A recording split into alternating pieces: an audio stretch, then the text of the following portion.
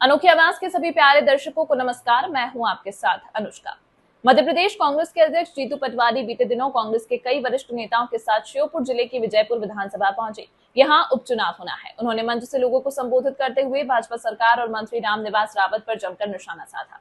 जीतू पटवारी ने कहा कि रामनिवास रावत को कांग्रेस पार्टी ने सब कुछ दिया, लेकिन उन्होंने पार्टी को सिर्फ धोखा दिया।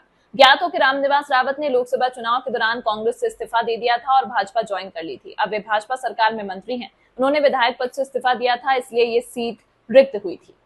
बीते दिनों जीतू पटवारी विजयपुर पहुंचे। वे विशाल किसान आक्रोश रैली में शामिल हुए। मंच से उन्होंने भाजपा और रामनिवास रावत पर जमकर निशाना साधा। उन्होंने कहा कि ये लड़ाई गरीब जनता की लड़ाई है, ये लड़ाई लोकतंत्र और संविधान बचाने की लड़ाई है। उन्होंने कहा कि याद रखना, भाजपा सरकार में हवलदार टीआई से लेकर पटवारी तहसीलदार कलेक्टर तक चुनाव लड़ेगा, लेकिन हमारे तरफ से जनता और कार्यकर्ता चुनाव लड़ेगा। जीतू पटवारी ने कहा कि रामनिवास रावत को कांग्रेस ने सब कुछ दिया, कई पदों से लेकर प्रदेश कार्यकारी अध्यक्ष बनाए, लेकिन उन्होंने क्या किया? कांग्रेस को और आप सबको धोखा दिया। जीतू पटवारी ने सवाल किया, रामनिवास जी, आपके पेट्रोल पंप हैं, कॉलेज हैं, जमीनें हैं, आप मंत्री बन गए, लेकिन विजयपुर का आदिवासी आज भी गरीब है। आप 40 साल से यहाँ राजनीति कर रहे हो, फिर भी यहाँ का आदिवासी जंगल से लकड़ी बिन रहा है। आइए आपको सुनाते हैं जीतू पटवारी ने रामनिवास रावत को लेकर क्या कुछ बोला।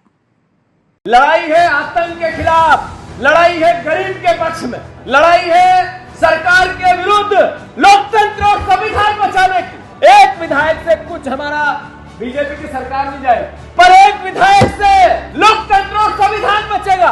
जातिगत जनगणना होगी, गरीबों की गिनती होगी, सरकार का पैसा गरीबों के पास चला जाए, इसकी शुरुआत हो।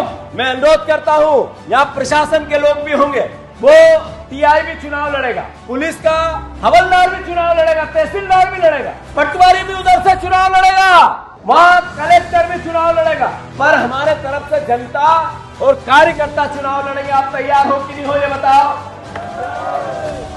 मैं इतना कहना चाहता हूं, प्रत्याशी बहुत हम्बल, हाथ जोड़कर विनम्रता से, प्रत्याशी एक होगा, प्रत्याशी एक होगा, पर चुनाव लड़ेगा पंजा।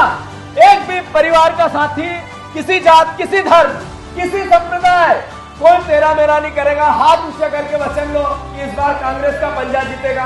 पीछे तक मंच पर एक एक साथी, प्रत्याशी कोई हो, चुनाव हम कार्यकर्ता, जनता और हाथ का पंजा लड़ेंगे। इस खबर में फिलहाल इतना ही। देश दुनिया की अन्य खबरों के लिए देखते रहिए अनोखी आवाज।